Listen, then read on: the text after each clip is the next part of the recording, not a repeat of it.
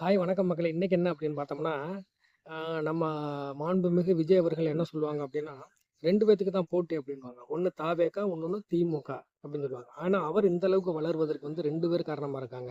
அவங்க யார் அப்படின்னு பார்த்தோம்னா, ஒண்ணு அவருடைய அப்பா எஸ்.ஏ. சந்திரசேகர், 2வது பார்த்தோம்னா கேப்டன் விஜயகாந்த் அவர்கள். என்ன அப்படின்னா, விஜய் அவர்கள் வந்து பள்ளி வாழ்க்கைய முடிச்சுட்டு, கல்லூரி வாழ்க்கைய வந்து படிச்சுக்கிட்டு இருக்கும்போது பாதியிலேயே விட்டுட்டு போயிட்டாரு. அப்பாட்ட போய் சொல்றாரு, "அப்பா நான் வந்து சினிமால நடிக்கணும்ப்பா" அப்படின்னு சொன்ன உடனே, அப்பா என்ன சொல்றாரு, "உனக்கு என்னடா தெரியும்?" அப்படின்னு கேட்ட உடனே, அண்ணாமலையில ரஜினி சார் பேசின டயலாக்க வந்து விஜய் அவர்கள் வந்து பேசி காட்டுறாரு. சரி ஏதோ நடிக்கிறேன் அப்படின்னு சொல்லிட்டு, முதல் படம் நாளைய திருப்பு அந்த படத்துல வந்து ராதா ரவி, ஸ்ரீவித்யா இவங்களுக்கு இடையில லென்த்தான ஒரு டயலாக்க குடுத்து விஜய் அவர்கள பேச சொல்றாங்க. விஜய் அவர்கள் நடிச்சு முடிச்சிடுறாரு. அடுத்த படம் ரசிகன் படத்துல வந்துட்டு ஸ்ரீ அதாவது சங்கவிய ஹீரோயினா போடுறாரு.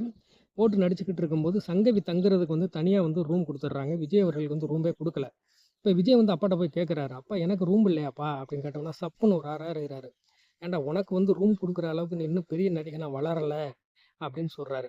ஸோ அந்த ஒரு வார்த்தை வந்து விஜய் அவர்கள வந்து இன்னும் நம்ம வளரணும் அப்படின்னு ஆ தோண வைக்குது. அதே நேரத்தில வந்துட்டு அப்படியே 2, 3 படங்கள் எடுத்துக்கிட்டு இருக்கும்போது சரியா ஓடாத காரணத்தினால, எ எஸ்.ஏ. சந்திரசேகர் என்ன பண்ணிடுறாரு, விஜயகாந்த் அவர்களுக்கு ஃபோன பண்ணிடுறாரு.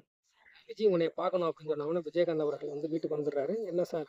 அப்படின்னு கேட்ட உடனே, "இல்லப்பா தம்பிய வச்சு ஒரு படம் எடுத்துக்கிட்டு இருக்கேன்.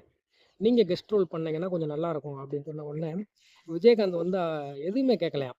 என்ன சொன்னாராம், "சார் எப்போ வரணும்? எத்தன நாள் கால் ஷீட் வேணும்?" அவ்வளோதான் கேட்டிருக்காரு. அப்படி நடிச்சு குடுத்த படம் தான் செந்தூர பாண்டி. அந்த படத்துல வந்து விஜயகாந்த் அவர்கள் வந்துட்டு சம்பளமா 1 பைசா கூட வாங்கல அப்படின்றது வந்து நிதர்சனமான உண்மை.